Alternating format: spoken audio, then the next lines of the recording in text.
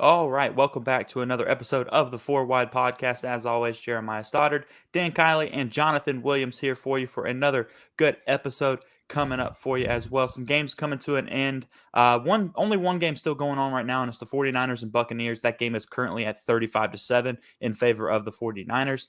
So we will talk about that game in a little bit as well, but it looks like it's kind of in hand. There's about 2 minutes, 45 seconds left. So don't think there's going to be any late game heroics on that one. The Seattle game just came to a close against the Panthers. They lost by 6. Late touchdown, ended up having to try for the onside kick. Were unable to recover it with 16 seconds left in the game, so they were not able to finish that up. So you get a Seattle loss, Carolina win, kind of adds a little bit more interest in the NFC South, I guess. It's all crappy teams, but they're all in the same area. Both so that just gets one more team kind of in the mix there. So there's no telling what's going to happen in that division. But how are you guys feeling today, Dan, Jonathan? Today is a great day for me. It's been an absolutely fantastic weekend for me personally, and I am really excited to do the show. But it's just been probably one of the best weekends I've had in a really, really long time. Go ahead and give everybody a quick shout out of why it's a good weekend for you. I'll let you have a couple moments. All right. So on Friday night, I got to call my first state championship game ever. In Gainesville, played Langston Hughes. Langston Hughes was an amazing football team. Gainesville played one hell of a football game, made it a much closer game than anybody thought possible. Super, super proud of those kids. Have been covering them all year long. So that was amazing for me. And then my son is a freshman at Mill Creek High School, played quarterback on the football team, which everybody knows about that. And we won our first state championship in 19 years in the school's history. Josh Lovelady is the head coach. He is an amazing human being, and I could not be happier for those kids. I've coached almost all of them in some shape or form, whether it be basketball, baseball, growing up, anything. So I pretty much know all those kids, and it was just an amazing, amazing night for me personally. That's what's up. That's good to hear. I'm glad it was such a good weekend, and shouts out to Mill Creek on that one. It's a great game for them. They absolutely put it on Carrollton. It was a great game for them. But Jonathan, how you feeling? Man, I'll be honest. I woke up today all pumped up and excited about some NFL football, and then I realized that the Falcons were on a bye week. And the reason why that disappointed me so much, when typically I'd probably be happy that the Falcons are on a bye week because they're going to spare me from having to watch them on my television, but because Arthur Smith announced earlier this week that Desmond Ritter was officially going to get a shot at being QB1 for the Atlanta Falcons. And I was so hyped up. And I was like, man, this Sunday, I finally get to watch Desmond Ritter play quarterback. I told my fiance, I was like, do not bother me this Sunday. Don't make plans, because I plan on watching Desmond Ritter play his first NFL football game. And then I woke up and I was like, well, they're not even playing. So, but anyways, but then at the same time, after I thought it over, I was like, it was probably the perfect week to announce that Desmond Ritter was going to be your starter, because he got all of this last week, and now he gets all of this week as well to prepare for his first game as an Atlanta Falcon. So mixed emotions about it, but originally today, it was definitely some somber feelings. So it definitely felt like the most Atlanta Falcon thing to do, to announce that you changed your starting quarterback going into a bye week. And so nobody actually, I said, because I didn't realize it either. And I text y'all this morning. I think it was like noon or something like that. I sent a text, said, bro, the Falcons are on a bye week this week. Who knew that? I wasn't paying attention to that. Well, if you think about it, that's not the dumbest thing in the world, because now you're going to give a guy 2 weeks to be prepared. And, there were a lot of comments coming out that they had always circled the bye week as the point that they were going to make a decision. We have some other thoughts, but Jeremiah, go ahead and say what you were going to say. So my thoughts on this, it was kind of interesting, and I didn't hear that part about the bye week being circled on there, so that might play into it a little bit as well. But the point that I was going to make was we sat here and talked about this a couple weeks ago. We've been talking about this a lot throughout the season, obviously, right? This has been a storyline. Marcus Mariota has been playing. He's had a couple good games, but he really hasn't played great in nearly any of them, and just kind of kept the Falcons afloat. They won more games than anybody expected them to win this year. So the Falcons started going into, and Arthur Smith came out and said, hey, I'm not making a quarterback change while we're in a playoff hunt. And then after last week's loss, Tampa Bay won last week, and all of a sudden, a day or so in, we find out that Ritter's going to be the starting quarterback the next game, not this weekend, but next weekend when the Falcons play again. Hear me out on this, though. What changed? Because the Falcons are a game behind Tampa Bay right now. in the playoff standing. They are technically a playoff team like right now. They are, and they still have a head-to-head with Tampa. Tampa looks like crap. They just got their teeth shoved in against the 49ers, and the backup quarterback, the backup quarterback, the third-string quarterback is absolutely putting it on them. What changed? That's what I was saying. When we were talking beforehand, I don't want to give it away before we came on the show, but Arthur Smith came out and publicly said that they weren't going to do anything because we're in a playoff hunt. And all of a sudden, now we're making the move. It tells me one of two things.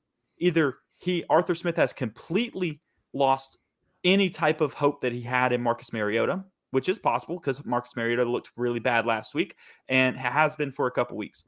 The other thing is maybe they were really, really just thinking Ritter wasn't quite ready to be thrown out into the fire just yet. And so he was saying stuff like that to kind of hold him back and give him a little bit more time to analyze everything and kind of grasp what's going on. And at this point now, they feel comfortable with putting Ritter in because they think he's caught up enough in the playbook and in the system, and they feel like he's finally ready to actually run the offense. Those are my two perspectives. I'll tell you, I'll give you my thought on what happened. I think after you're at this point in the season, you've given Mariota a fair shot at everything. You've seen him against your NFC South opponents. You've seen him in just about every single scenario that you would want him to. With the game on the line, we've seen him where he falls short there.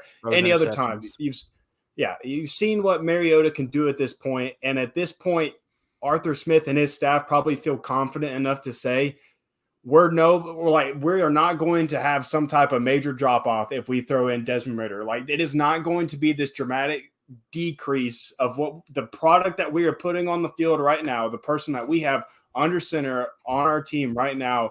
There's not going to be that big of a difference. Like, already it's kind of if you make the playoffs, then great. But right now, the Falcons, like, I know mathematically, yeah, they're still in it. But at the same time, like, the Falcons are not a playoff team. Like, you are still very much kind of in the middle row of everything in the NFL. And I think the Falcons are okay with that because that's kind of what the expectations were supposed to be this year. And we've always said, if you make the playoffs, that's great. That's icing on the cake.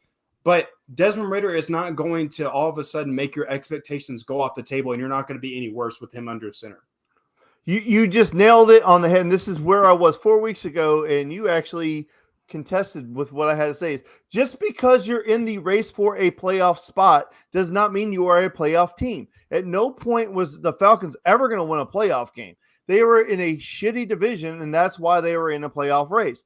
Now, I agreed with you as long as Marcus Mariota was giving you an opportunity to win, able to keep you afloat, right? And you were in games. I agreed with you. Let the guy play. But the last couple of weeks, he has actively been a participant in you losing games. Even in the first couple of games of the season, at the end of the game, he cost you the game.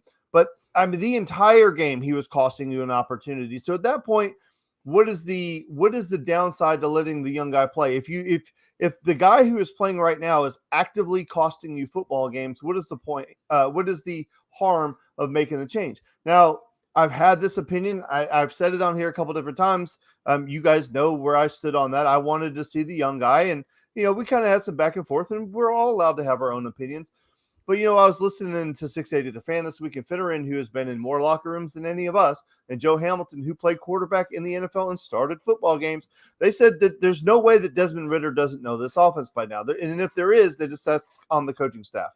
And this guy just is not even trying to learn. And Well, hold on. And then Brian Finneran went back to Michael Vick, right? And he said, when he goes, go back and look at the first couple of games of Michael Vick's career. And he goes, I try not to. He said, but go ahead and do it. He was terrible the first handful of games, but he needed that. It was the back end of the season. They finally turned him loose, let him start. And they said, you know what, Michael? This is your team. We don't care what happens. Just go play this couple of games, get some experience.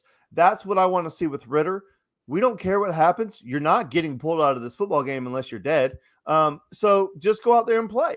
It's your team. Go. And live with the results, because that's what they did with Michael Vick. It wasn't great, but we reaped the benefits of it the following year. So I just, worst case scenario, we find out that Desmond Ritter's not a guy, right? I mean, but then what if we find out he is a guy? And then that means we can go build our team in the draft in a different direction. Well, just like how Arthur Smith is through this process has been trying to kind of protect Desmond Ritter, making sure it's a timely manner that he does get his shot, like having 2 weeks to prepare for his first NFL game. Arthur Smith also has to protect himself. And so I understood completely why in the heat of the moment when Atlanta was looking like had a good shot at potentially being a playoff team and still does, that he would want to stick with his guy originally and not just kind of, as we keep saying, throw Desmond Ritter to the Wolves. But now at this point in the season, as I just said, like no one really cares or is expecting Atlanta to make the playoffs. So you're no longer having to protect yourself in that. You're not having to protect Atlanta's chances of making the playoffs and protect your own job and protect your own identity as to what you've built now. It's okay to go on and lose the next 4 games or whatever with Desmond Ritter because, it is what it is at this point. The Falcons are a middle-of-the-road team, and that's okay. That's a fine spot to be at this point in your rebuilding process. That's the worst place in the world to be, is right in the middle. You want to be at the front or the back. At this point, though, what I'm saying is like where you were last year to where you are now. That's a good thing. It's a good thing to be taking steps forward. Well, and to kind of go into this, because what you guys said, and I understand what you mean by saying that the Falcons may have been able to potentially get a playoff spot, but they aren't quite a playoff team. Nobody thought that they would win a playoff game, and whoever comes out of the NFC South is not going to win a playoff game. No matter who it is going to lose in the first round. It's like we all kind of know that, but in my opinion, I do still think, whoever gets in is technically a playoff team, and the reason I say it that way is because money's on the line for a lot of people in those situations. I'm sure there's stuff in contracts for coaches and stuff where they might get a little extra money because their team makes a playoff or stuff like that. There's other things that are playing into it. Or if you put yourself in a playoff scenario, maybe you look a little bit better for some free agents out there that you might try to sign where you can say, hey, we made the playoffs last year in our crappy team and we need a couple more guys like you. And all of a sudden we could be an actual force in the NFC South and in the NFC in general. There's a lot of other stuff that can play in. So I understand why that thought, like none of us once again thought that they would win a playoff game if they made the playoffs, but they were technically in position to be a playoff team. And they technically still could be a playoff team. Whether or not you think they're able to sit there and duke it out with one of the other teams that are in the playoffs is a different conversation entirely, but they would be a playoff team if they made the playoffs. That's the whole point. That's the whole definition. And so that's my perspective on it. Now, I don't think that they have a chance to do anything else this year. I will say this though, if Ritter comes out there and looks good, if he's absorbed the playbook and he can really run this offense and not throw picks late in the game like Marcus Mariota has done to lose like 2 or 3 games this year, I think ended with him throwing a pick in the fourth quarter or fumbling snaps. Or fumbling snap. There's been a lot of that kind of stuff. If he can avoid doing stuff like that, your next 4 games are this right now. You get the Saints, or 4-9, the Ravens, who are 9-4, Cardinals are 4-8, and the Buccaneers are 6-7. That's your 4-game stretch. You could win 3 of those games if your quarterback can play well enough to keep. Because the Falcons have been in these games. They don't get blown out by anybody. They're in these games. I don't know that Lamar Jackson will be playing by the time. But see, Atlanta plays Baltimore. They even without Lamar Jackson, even with their backup Huntley, he went out today and they still won that game against the Steelers. It was a low scoring game, but they still won the game. So I'm just saying the Steelers that game is the Ravens are the one that I say that you're probably going to drop that game. Odds are, but the other 3 games are very, very winnable games. And honestly, like you said though, if Lamar Jackson's not playing, that game is also a winnable game. It is. It's not likely, but it's winnable. The important thing for Atlanta is that now you are going to get an idea of where you are at the position, because you knew Marcus Mariota, regardless of what he did this season, was not going to be your long-term solution to the quarterback spot moving on from Matt Ryan. But now you kind of get an idea of where is Desmond Ritter at? Do we possibly need to start looking for a different solution next year with the free agents that will be on the market this year, or potentially people that are going to be on the trade block come this offseason? Do we need to start looking elsewhere? Or do we think in the next 4 games you will find out, is Desmond Ritter someone that we see potential in, that we can develop with this entire offseason? Kind of like what Georgia did with Stetson Bennett this year. You give him an entire offseason working with the ones group and spring training and all that stuff, and you're going to get a good idea in these next 4 games or whatever of who Desmond Ritter is and what the Atlanta Falcons' future at the quarterback spot looks like. And that's the most important thing. Well, and I think it's also good timing because this quarterback class is absolute boo-boo. I don't want any one of them. You can have Marcus Stroud, you can have Bryce Young. I don't want any of them. And I know there are people who love those two quarterbacks. CJ Stroud. I don't. Oh God! If you draft the quarterback that drinks mayonnaise in his coffee, I swear to God. Oh my God! No, but I think that's a valid point. I don't think there's any quarterback that you want to go get right now, but there could potentially be a quarterback in free agency that you could try to go get. So you want to give Ritter these 4 games to be able to see the potential in him. Now, I don't think he's going to necessarily blow everything away because it's first couple games. You got to give him some time, but you gotta in my opinion, you give him these couple games just to make sure you at least see potential there. And then you're going to have to give him some of next season before you really make a decision on going after paying somebody else a bunch of money or something like that. Well, what I was trying to say is that this quarterback class is not very good. So you live with whatever the case may be for next year.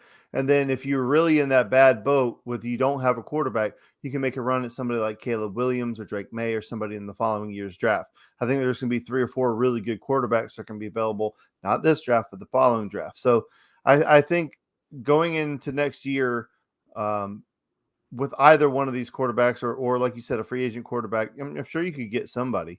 I mean, there's so many that are available, but I mean, look what LA was able to do with Baker Mayfield. I know you guys want to talk about that, and maybe that's a perfect transition. Oh my God, the guy is there for less than 48 hours. I mean, I don't think people understand how insanely difficult that is to be able to function. And I'm not talking about be able to be successful, to be able to function in an NFL offense after looking at the playbook on a plane ride and then doing a walkthrough. That's all he got. And then he goes out there and leads 2 touchdown drives in, I believe it was 5.5 minutes. Is that right? Something like that? Something. Yeah, it was I want to say the last 3 minutes of the game, they scored 2 touchdowns. Right. So it was less than 5 minutes but I know you have, I know you really wanted to talk about it. So Jeremiah, go ahead. Well, I just kind of what you were getting into. I mean, we're talking about a guy that just gets over there. Stafford's still dealing with concussion issues and stuff like that, so he's unable to play. I know it's a Raiders team that isn't that good in general this year, but you got a guy out there who's trying to get it figured out, and they're down by 13 points. I think it was 3-16 at one point in the fourth quarter with about 3 or 4 minutes left in the game, something of that nature. And the craziest thing, though, is the punter for the Raiders puts the ball at the 2-yard line, and the Raiders are like, "Oh, we got them. We cooked them. They're cooked." It's a 7 or 6 point game at this point, and we put them at the 2-yard line. Baker Mayfield goes out there and absolutely just shreds them and just drives play after play after play. And then he even talked about it too on the touchdown pass that he threw. He was being interviewed, and he was like, I was surprised that in that situation, they came out and they were showing a press coverage. Get what he do? The receiver ran right by the DB and easy touchdown. He literally said, he was like, I just came out there and I was just shocked that they were running press coverage. Basically told him exactly what he wanted to do before the ball was even snapped. And that kind of stuff shows you that even though he's kind of had some rough patches and, in his career, the dude's still a baller, and he still knows he's still a good football player. And I think the comment you just talked about with him mentioning them running press coverage, I think that I'm not minimizing anything about what Baker Mayfield did on Thursday night or the fact that he had to try and learn the Rams playbook in a matter of 48 hours, like you said. But concepts like that are always going to translate no matter where you are. Concepts of like, if they're running press coverage like that, then yeah, we're going to try and beat them over the top. And you can keep a playbook pretty simple. And that's exactly what the Rams did. Like, if you go back and look at the plays that they were running with him out there, they weren't doing anything crazy on offense. They weren't running these crazy routes or trying to do anything spectacular to try and get this lead back or get themselves back in the game. They just kept it real simple, and Baker Mayfield went out there and delivered, and the players made plays. So the funniest thing to me, though, was when he talked about having to wear number 17 out there, because everybody was like, I mean, nobody looks good in 17 as a quarterback. The only person that can pull it off right now is Josh Allen. And so they were like, is 17 a keeper? I was like, man, I don't know, but this is what they gave me. I just thought that was funny. This is what they gave me, and this is what I had to rock with. Yeah. But with that, right, he comes out and he barely has any chance to learn everything. they still throw the ball 35 times with him. Yeah. Now they didn't run any crazy, like you said. I'm sure they kept the concepts pretty simple, and it was more or less like a vanilla type offense. And I think that's why you saw like they weren't really scoring a lot until late in the game. They scored they were the only 2 touchdowns of their offense were in the last few minutes of the game there. So they weren't doing too much, but he still threw for 230 yards on 22 for 35 passing and that game-winning touchdown at the end there. So it was a pretty good game for him overall. We got Dan jumping back in. Let me get him back on. Dan, you made it back. Bro, I have no idea what just happened. That was the craziest thing in the world. Like, my YouTube didn't go down. Nothing went down except for this stream. So I apologize, boys. This not happened to me yet. You're good. Well, but Jonathan or Dan, is there anything else y'all wanted to kind of cover with that game? I know the Raiders losing another game. They could have been right at 500 and kind of in a better spot. That losing that game is kind of rough for them, being up 13 in the last couple minutes. I have to admit, I was kind of a Raiders stan at the beginning of the year saying that they were losing games, but they were losing them in very tight fashion. And I thought that they had a chance to put something together. I was wrong. McDaniels should never have another job as a head coach.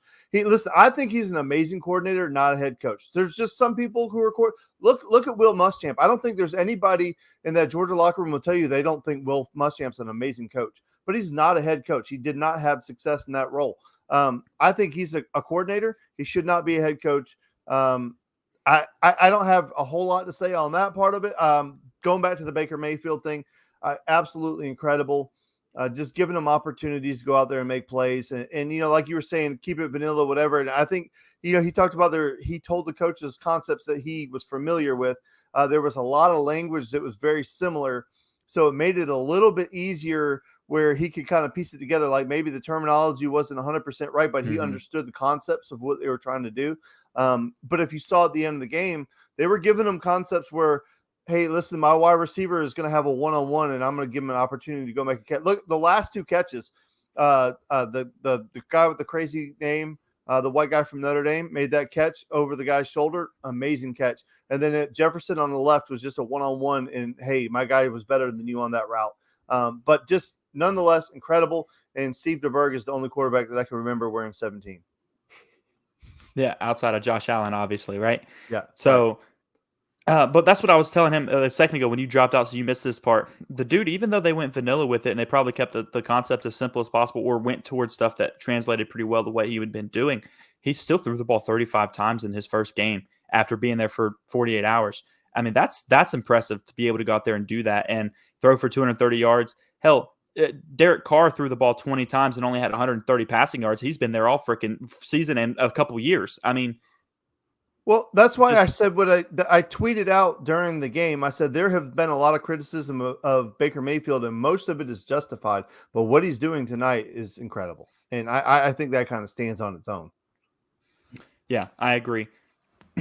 Next game, I think that, sorry. Hold on. Jonathan, I'm getting into this one because I've been biting my tongue on it. I wanted to bring it up earlier, then we kind of transitioned topics. So I'm making sure I get this one in here. But started earlier, you were talking about the NFC South, how no matter who makes the playoff, they're a first round exit, no matter who it is, whether it's the Buccaneers, whether it's the Falcons, or whoever from that division that musters their way to a playoff spot is out. They're not going to win a game, whatever. I'll tell you a team right now that I will say is a first-round exit. And it's a team that looks real pretty on paper. They look real good. Some would even probably say that they're a Super Bowl contender if you just look at their record and what they've done this season.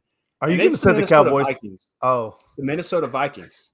See, the Minnesota Vikings are – what? That's what I was about to bring up next, too. Go ahead. Hammer this one, Jonathan. Hammer it. The Minnesota Vikings are 10-3 after today. So they took a loss today. They took a loss to the Lions. But here, let's hear some stats about them and why I would say they're a fraudulent team. And regardless of what the record says, that they're probably going to be a first-round exit in the playoffs. So there have been 6 teams since week 9 that have they're either undefeated or 4-1 since then. 5 teams have a plus or like a point differential in the positives of upwards of 29 points or more. The Minnesota Vikings are minus 19 over that stretch. They're 4-1, but their point differential is minus 19. So put that in perspective.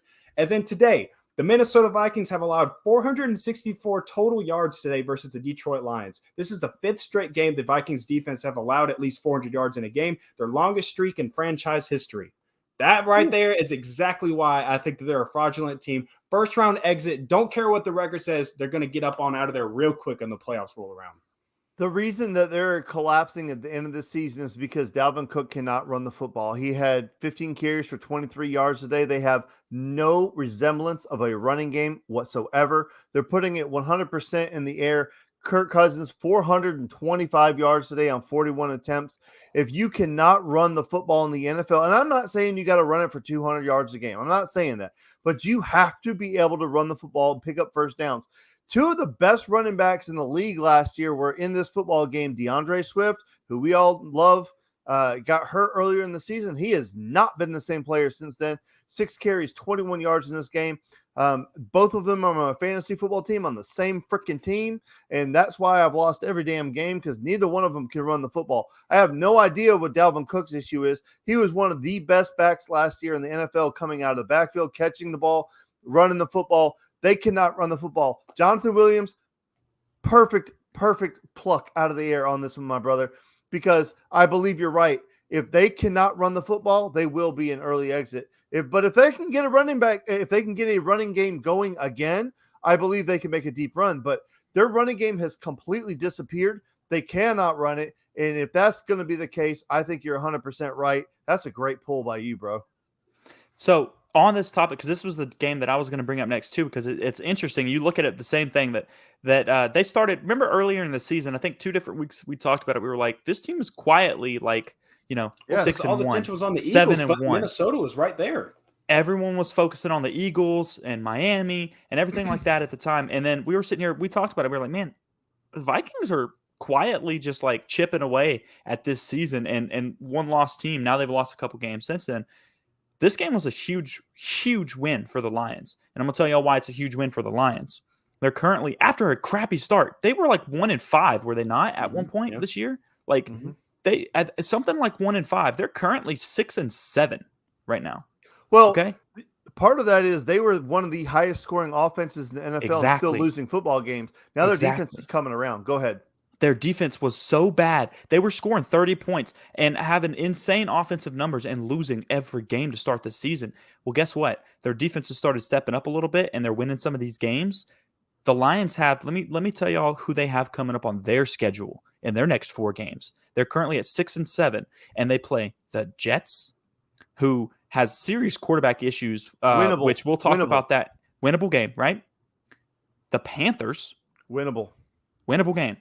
The Bears. Winnable game. And then the Packers. Winnable game. And they're right on the outside looking in right now. 4 winnable games. They could low-key be 10-7 and slip into the playoffs this year after starting like 1-5. And they re-up Jared Goff. Yeah. Because the guy's been playing good football. Listen, I know he has a defense, man. They have no defense to help him until later in the season. Aiden Hutchinson has really started to come on. And, earlier, a couple weeks ago, remember when we were talking about mock drafts, it wasn't on air. We were kind of talking it off, whatever. They had Jalen Carter going to Detroit, with the second or third non-quarterback going off the board was going to be the first one was Will Anderson and the second one was going to be Jalen Carter. And you were going to put Jalen Carter next to Aiden Hutchinson, which you're not going to be able to do now because they're going to have way too many wins for that to happen. But they'd have to trade up. Yeah. Yeah, they've done a great job of building through the draft, but those defensive players are young. I know a lot of people wanted to punt on Matt Campbell as their head coach because he wasn't getting a lot of the wins, but their offense is pretty dynamic, boys. And it's not a lot of names, Amon-Ra St. Brown or whatever. That's not a name that I was extremely familiar with, but he has come on. And DJ Chark, who is a guy that they went out and got to bring in to play wide receiver, who they were waiting on to be successful. And he really hadn't done a whole lot, but now he's starting to click. That offense, like you said, they're averaging 35 points a game or somewhere in there in the mid-low 30s. If you're scoring in the mid to low 30s every single game, you should be winning football games, and they have started to do that. So this Detroit Lions football team here is a team that I've enjoyed watching. Like you said, low key, they're starting to play good football, and it's not being really talked about.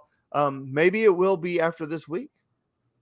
So with that, the numbers have kind of shifted over the past couple of weeks on there. As far as statistically, they're Oh, actually averaging J-Mo 27 played points a today too. game.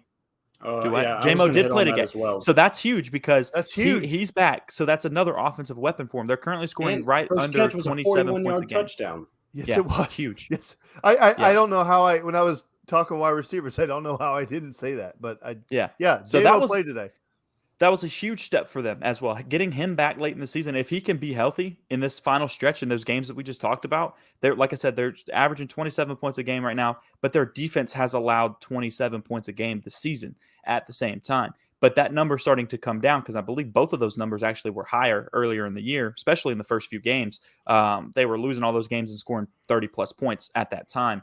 So it's going to be interesting to see this next 4 games for the Lions. I'm super excited to watch those games. The only question that I have for the Lions is exactly the same question that I have for the Vikings is the running game, and I don't know, I don't know what's going on with DeAndre Swift, but he's got to get it figured out. And you know, we saw a little bit of this at Georgia where he couldn't stay healthy. You know, I'm not saying he was like bad, He got but banged like up. He got banged yeah, up. he kept getting banged up. So Detroit's going to need him to stay healthy. But Jonathan, did you have something else? I'm sorry. Oh, no. I'm good. I got all my piece out from this game. You got your I'm piece? all good now. Yeah, you pretty much hit a freaking walk-off home run with that call, though. That was pretty damn We'll good. see if it pays off, but I'm really leaning towards I'm feeling good about that one. And I am absolutely 100% praying on Minnesota's downfall. I'm sorry, Kurt. Well, I thought they you were going had to it- go Cowboys. I thought you were going to go Cowboys because that's kind of the low-hanging fruit. And I was going to mention that we got to talk that too. Yeah. Yeah, I thought you were going Cowboys, and I was going to say, man, the Vikings. But then you said Vikings. I was like, that's my boy right there. So Let's talk Cowboys. Before we get to the Cowboys, just to wrap up this conversation, because this is what we did with the NFC South a minute ago, too, talking about them. All right, so Minnesota, at one point, Minnesota had like a 5-game division lead, I think. And right now they're only it's gone down some, and the Detroit Lions have snuck up on them a good bit there after winning today. That was a big one for them. So they're 10-3, Detroit 6-7, and Green Bay is 5-8. And Chicago's just eliminated already, I'm pretty sure, mathematically.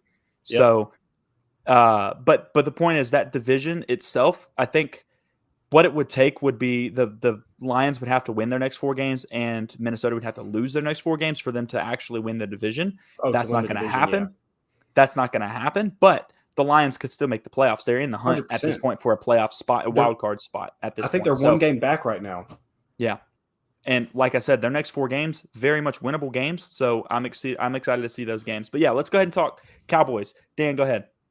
Well, I was just going to getting to the Cowboys, this has been a week of brutal losses of teams that just could not afford to take a loss. And we can go through all of them here in a minute. But the Cowboys just had too much talent for the Texans. But the Texans had a chance to pull off arguably the biggest upset of the entire season. I guess you could say the Eagles losing might have been the biggest upset of the season. But now I really think this one is because the Texans are god-awful. They are a awful football team.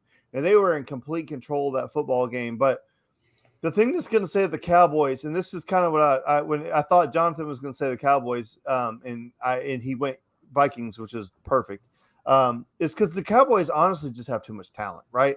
They don't always play well. I don't believe that they're coached extremely well, but they have so much talent on that roster that you saw it at the very end of the game when, like, it's almost like they were sitting over in the sidelines and then they were like, oh, by the way, if you don't win today, you're not going to get your paycheck. And they're like, oh, shit, I got to go play football now. And then they just went out there and won it.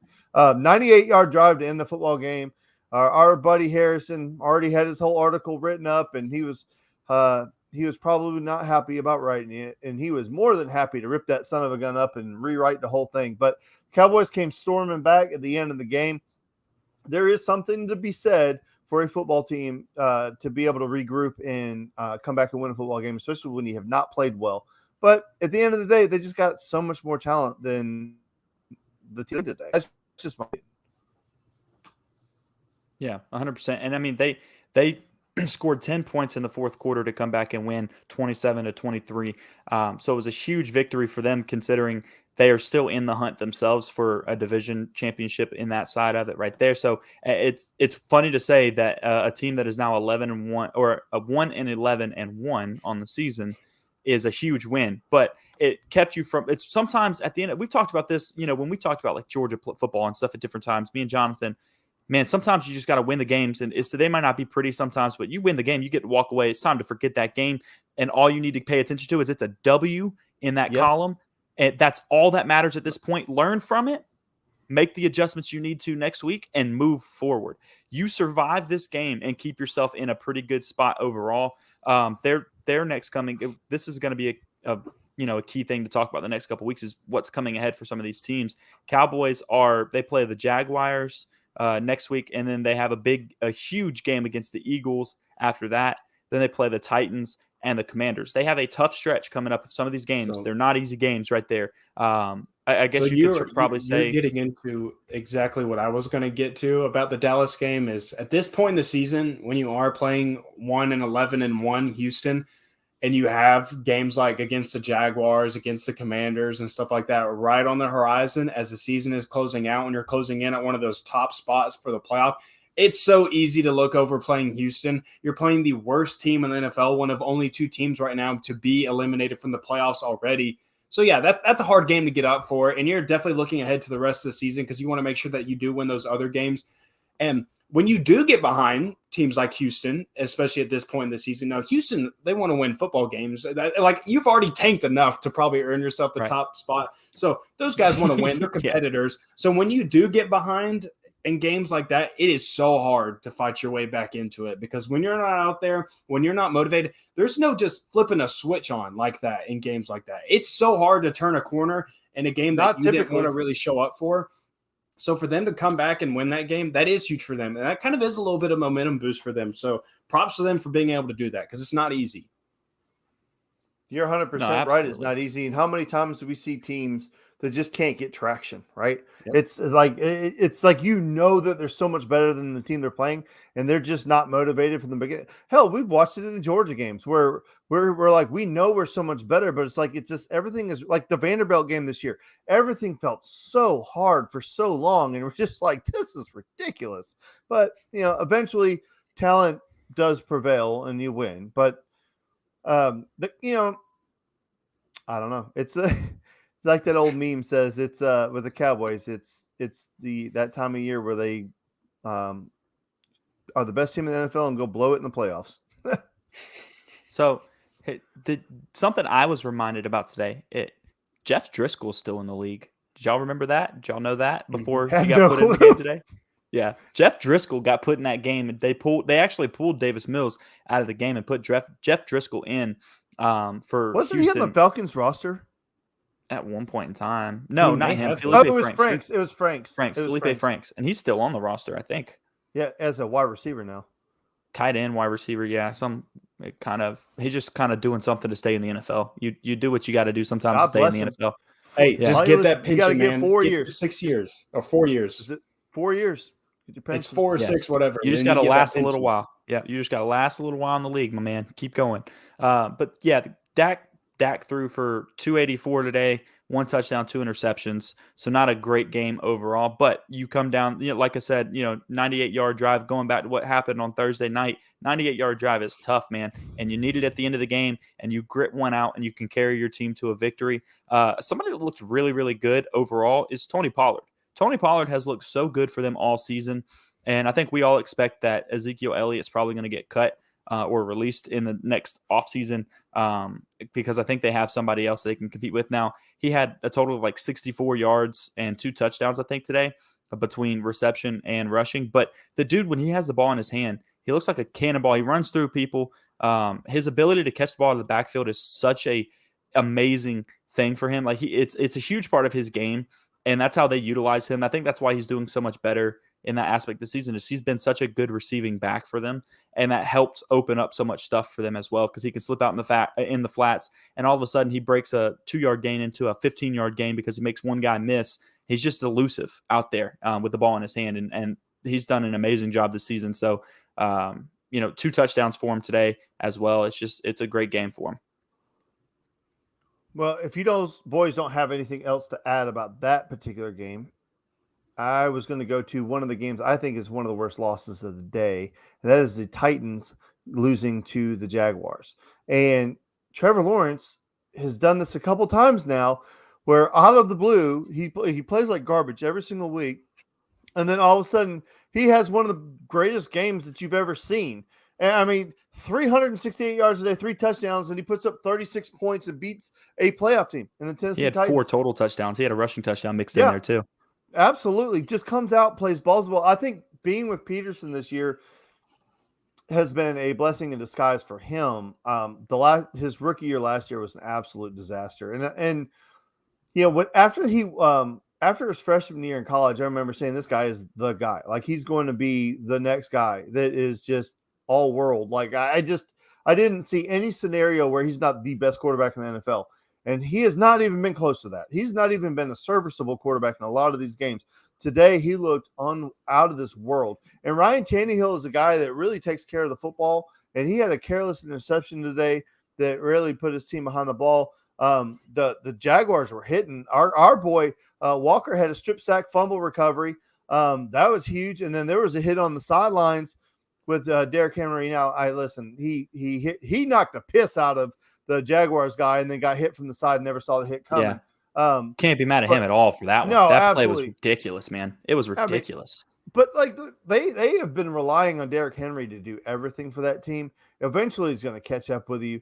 But I just really feel like this is one of the worst wins or the worst losses of the day because the Titans were in a really good position playoff wise. Now they're making their life really difficult. I don't know exactly what it does for the playoff seedings or whatever, but I'll tell you what, being 8-5 looks a hell of a lot different than being 7-6, boys. Huge difference. Yeah, absolutely. That's a big difference.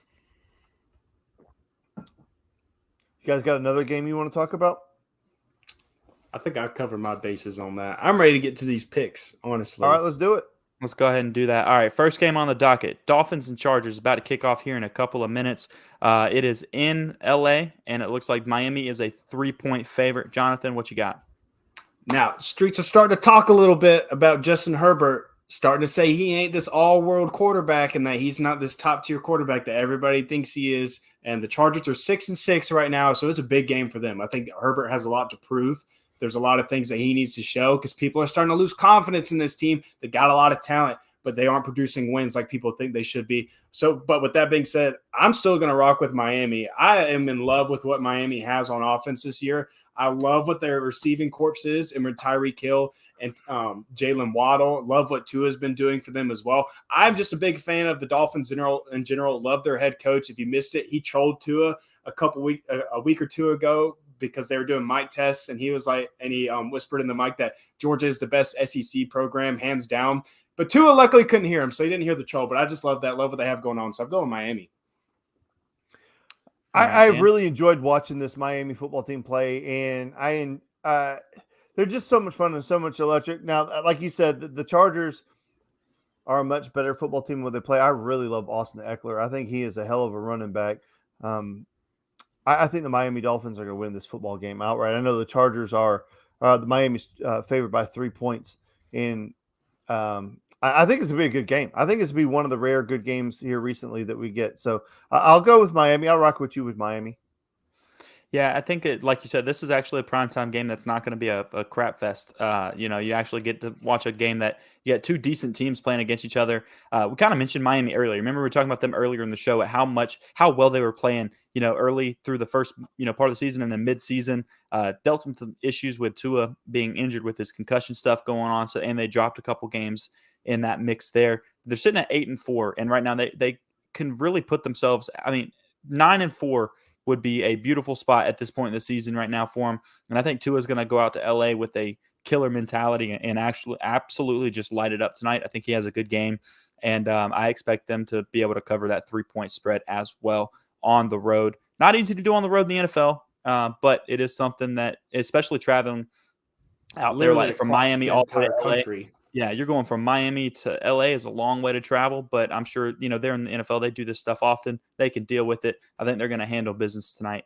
Next game, Patriots at the Cardinals. Patriots are a 1.5-point favorite. Now, that is a game, my friends, that's a crap fest. But how did that not get flexed out? How in the hell did that not get flexed out? You stole what I was going to say. Because they haven't flexed out any of the crappy games this year. They kept it. Doesn't matter. When you're talking about Monday night games, they can't flex a Monday night game out. Monday night games. They can now, right? No, I think everyone's guaranteed like the games on like. Is it Sunday night football that gets flexed out to be a regular maybe Sunday night? I don't think they can flex Monday night or Thursday night. I think those. No, what I'm saying is Sunday night can flex because it's the same day. You're just changing the time, right? So only Sunday can flex. I think so. Okay. I don't think you can change Thursday. Jonathan, tell me who's going to win this shit show. Stoddard, you stole what I was going to say because I was about to tell our audience, don't even bother turning on the TV tomorrow night. Unless you're going to be watching the Manning cast and you're just looking to listen to some good conversation, just don't even bother. Yeah. I'm not going to be indulging in this game because it's going to be horrible. The Patriots defense is probably going to show up. It's probably going to be a final score of 20-10 or something like that. And it's going to be a rock fight in the streets. Nobody wins, even though there's a winner, but I'll take the Patriots. So this game is supposed to be absolutely terrible, and it probably will be. It will probably be an absolute shit show, like I said. But there's also the possibility that Kyler Murray didn't play Call of Duty this weekend, and he actually studied some film. I don't know. Warzone 2 came out, Dan. I don't know. What happened? Warzone 2 for Call of Duty came out. So it's unlikely. Well, here I am saying there's a chance he throws 5 touchdowns to Nuke down the sideline. But listen, if he's playing Call of Duty this weekend, the Patriots will win. But I'm gonna just pretend like he took football serious this week, and the Cardinals are gonna win. And I think they might win by 2 touchdowns. Wow. Why not? Let's come on. Why not? Listen, 2 touchdowns is probably a little rich for my blood on it. But I think at home and like you're talking about with Kyler Murray, I think he kind of feels like he's got something to prove at this point. He missed a couple of games and stuff, and his team lost those games, obviously. But he's a guy that, you looked at being one of the better quarterbacks in the league for a little while. And it's just really, I feel like he's got a chip on his shoulder right now this season. Your team's currently sitting at 4-8, which is god awful for them when they should have been a much better team this year. And so I think they go out and win this game. I'm not going to give them 14 points, but I'm going to say they go out and win this game as well. Maybe by a field goal. I think it's a close game. It's a low scoring game. And it's going to be like a last-minute field goal or some crap like that to win the game probably. It's going to be something stupid. It's not going to be a fun game to watch at all. But I'm with you, Jonathan. If I watch the game, I'm tuning into the Manning cast because they'll make it exciting. They'll give me they'll make me laugh and make it actually somewhat enjoyable to watch a game that's just absolute crap. Before we log out, it is about time for that game to kick off here in a couple minutes. Do you guys have anything else you wanted to discuss today? Jonathan, Dan. I'm good. No, good. Hey, listen, congratulations to Stetson getting an opportunity to go out to New York City. I don't think any of us realistically thought he was going to win, but it was really cool to see him out there. And just the weekend was cool, good enough for me, right? I think he just deserved to be there. The fact that the Georgia G was up there was enough for Georgia fans just to see it up there. Absolutely. Congratulations to him. You haven't had a Heisman finalist in 30 years, and obviously you haven't had somebody win it since Herschel did in 82. So you're talking a long time for everything. So it is a beautiful thing to see for Georgia fans there. But as always, you guys, we will see you guys next week. Enjoy these games tonight and tomorrow. We will catch you guys next week.